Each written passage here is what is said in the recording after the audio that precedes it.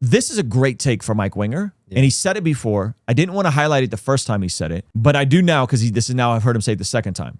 And the thing about Mike Winger that people don't know is the way his ministry is set up is whether he gets 1 million views on a video or gets 1,000 views on a video, he has a salary. They get private donations. He's not in the least bit a money guy. He's not in the least bit a marketing guy. He's not in the least bit a networker. Okay, and I think that's awesome. But he made this point that I feel like if someone else would have said it, if I would have said it, people would have been upset and angry with me. Yeah, but because have a whole YouTube channel, yes, you up. But because Mike said it, which I think is brilliant, now all of a sudden, not all of a sudden, I want to highlight this because I think when he says it, we're gonna pass him the microphone. Yeah, we're gonna let Mike cook. So go ahead. Instead, I'm spending way more time on a video that's going to get far less views. So this is him talking about his exposure videos, how he doesn't monetize his exposure videos, and so that no one can have any critique about him. Because if a video does 1 million views, his Todd White video did really well. You can't say anything about him, so he's not monetizing those videos on purpose. But his teaching videos, he still monetizes. This is the context of that. Yeah, I love that. On top of that, all these cover-up culture videos I'm doing are not monetized, so there's no money being made off of them. And this is not because that's wrong to monetize when you're making Christian content, because I think it's a smart thing. I think Christians should monetize their videos. I agree. It makes YouTube think that you guys are important for the platform. And we want them to like that. This is to me a strategy for free speech. I want them to go, hey, Christians are making us money. Let's just use the filthy lucre to stay in the platform. But in all these videos, zero money's coming in. Zero. So the Steve Coco video, my Todd White video, I think is like 1 million views. Zero coming in. Only so that I can look people in the face and go, you can see I'm not doing this for money. These things are costing me money.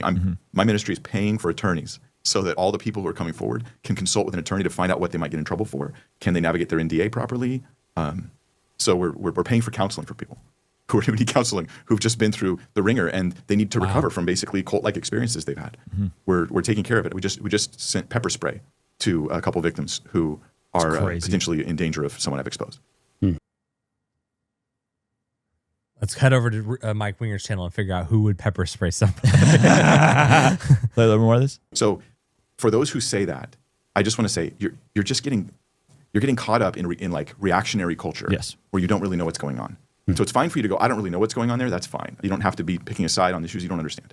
But if you want to dig into the issues, actually watch some of the videos and know this: there's no benefit coming my way that I'm aware of. Even the money that does come in from YouTube doesn't go to my pocket. It goes to the ministry, and per our policy, it can't affect my wage. Like if we had $1 billion in YouTube at revenue, I would not get a raise. It doesn't affect that. So this is just, I'm doing it out of conviction. I've lost some supporters, which we're fine. This is not an appeal for support to anybody. We're fine. My ministry is still above our surplus. You don't mean YouTubers, you mean financial supporters have pulled from. Yeah, we've lost some financial support. Yeah. And that's, I don't care. It's not, don't go to my website and donate, please. Because that would just be used to prove them true. And I much more care about the reputation of my ministry than I do about any of that stuff. Yeah, well, I'll say it because you're here making it clear that you don't want to, but support his ministry and help him do what he's doing. And you're not here for that. You didn't ask me to say that. You're doing fine. Yeah, doing fine. So props to Dr. Sean McDowell. Props to Mike Winger. I did want to highlight this. Because there's a lot of preconceived notions that, oh, you're just doing this for money. And his saying is, I'm going above and beyond with this. I don't do these exposure videos for money, but I do think cover-up culture is an issue, especially in charismatic circles. I would say yes and amen to that. But the layer beneath that I don't think enough people are acknowledging is twofold. One, because his ministry is funded, he's able to do good with said funds by something as simple as sending pepper spray to let's get lawyers involved to see if you can speak despite this non-disclosure agreement to, hey, we're going to pay for counseling and therapy. Why? Because his ministry is funded and they do well.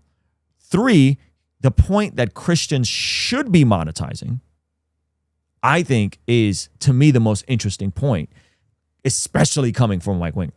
Yeah. Because when I say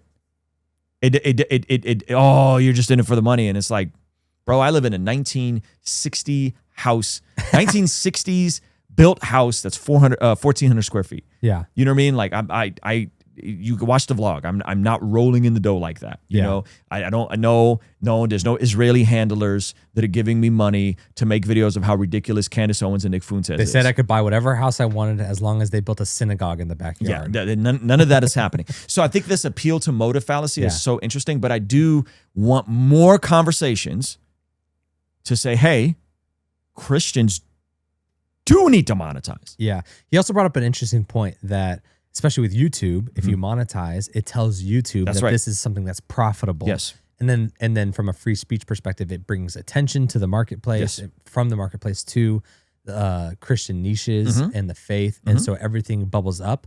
And I think in general, that's true, right? That like the world perceives value based off of what it can financially gain. It's kind of just the free market, right? Yes. And so when Christians are able to profit and benefit and then use that money in other places, and then also just like be impacted and impactful in the marketplace because the world is like, oh, there's something here that's actually happening, right? Whether that's the IRS taking the money or if that's whatever it is, right? But I think that's an important note, is that like reach and big is not bad. Yes. Big is not bad. Hello. Bad is bad.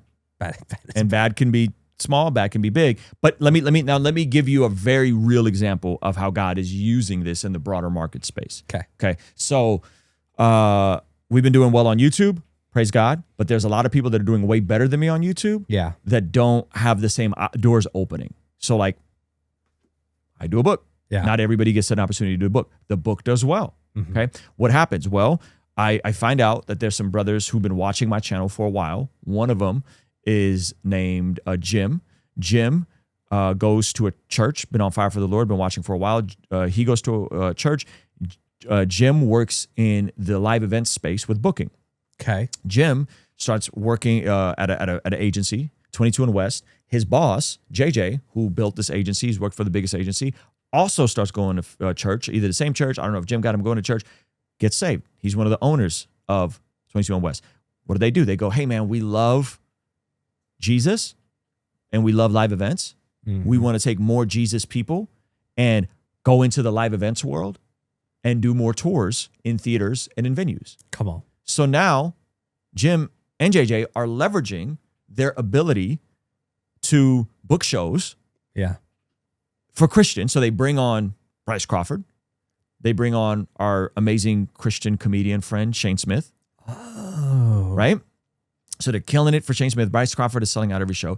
That then trickles down to someone like me. I'm not as big as Bryce Crawford, but now I get to do my own tour in theaters, in venues, because we've shown proof of concept on YouTube. We've shown proof of concept. You guys bought the book. Now we can do events at venues, real venues. I can't announce what the names of these venues are. These are not churches. These are real theaters. Come on. So they're seeing what George Janko has been doing. They're seeing what happened with Girls Gone Bible when they got on tour. They're seeing what Bryce Crawford is doing. Now there's a marketplace that's saying, hey, Christians are doing well in the live event space. Yeah, well, there's two things that's happening there. One is that there needs to be enough interest from the individual that has the leverage. So the person that has all of the live event experience, if they just love raunchy content, Adam 22, that's who they're going to go help, right? So them being Christian, they like all the Christian content. So now their attention is towards that market. But they're also still making a living for themselves, having to do things, and like, how do we make this work? Then they see a Bryce Crawford, a George Janko, a Girls Gone Bible, a Ruslan KD, and they say, oh, well, we can actually keep running our business, but in the Christian sector, so we can take our gifts and work with people that we love, that have missions that we love. But since this isn't a zero-sum game, that there's actually a profit and a marketplace around this Christian sector, that then does create this. Yes. So like if this was not profitable at all and this was just like martyrdom on camera, right? Then they wouldn't be able to hit you up and say, hey, we can organize a tour for you. And so we're doing a tour. So here we go. Boom. We're doing a tour. March 21st, Houston, Dallas, March 22nd, Dallas, Chicago, April 10th, Pittsburgh, April 12th. We're doing Arlington, April 25th, which is the DC area, New York, Manhattan, April 26th, Los Angeles, May 9th, Clearwater, Florida, May 15th, which is right outside of Tampa, and Atlanta, Georgia. Now, the beautiful part about this is, as someone that does not take a salary from the church, come on, I haven't taken a salary from a church, this allows me to then be objective in both my call out of bad theology and false teachers occasionally, usually when I'm defending Mike Winger, as well as me not being dependent on anything from a church, because why? You guys, God willing, will sign up for this waiting list. Make sure that you're ready for when we come to your city. Be the first to get the discount, the early access code to buy the tickets. Now we're building an infrastructure of something that you can't. Nathan from the religion business can't say, "Oh, well, Ruslan, you're just defending the church because you go speak at all these mega churches." It's like I've spoken on maybe 3 mega churches this year. I don't actually speak at a lot of mega churches. Ruslan and the mega church speaking secret exposed. Right. Like he's hit the circuit. It's like, no, I'm not. I'm not Judah Smith. I'm not Rich Wilkinson Jr. I'm not these guys. Actually, because we're doing our own events in venues where people are coming. And yes, I'm going to be talking about Jesus, but there's going to be music. There's going to be spoken word. There's going to be special guests. There's going to be an event that brings people together that you can bring your non-Christian friends to that perhaps can't afford to go to a conference. Perhaps they can't go to the Blessed God Summit.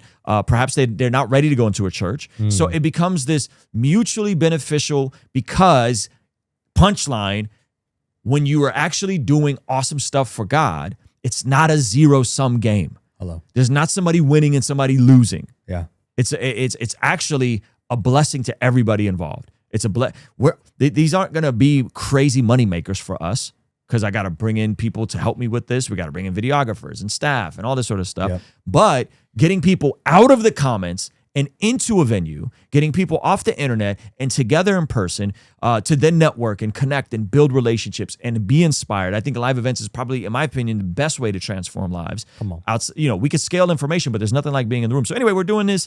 There's a wait list for every single one of these shows. If I'm anywhere near you, Zach will be at the Los Angeles show. We've given him 6 months notice. That's how it works with getting Zach to do anything outside of a in-person Blessed God Summit. And so, yeah, like we're considering this through and through because we want to be a blessing to people. So anyway, sign up for the waiting list. The link will be pinned up below. You can hit join waiting list.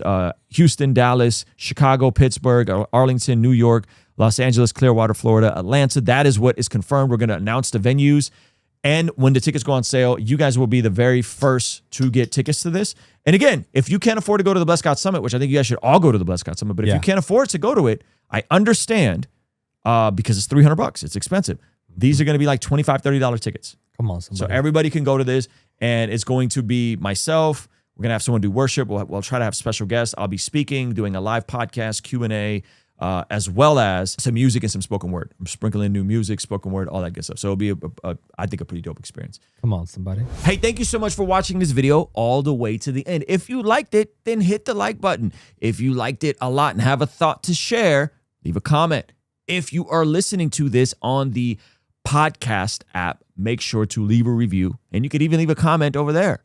And if you want to watch another video that is recommended just for you, hit this video over here. Let me know if they nailed it. Also, you can partner with us monthly, which helps us out a lot in our monthly community, get access to early drops and all that kind of good stuff over here. All right, I'll see you over there. Peace.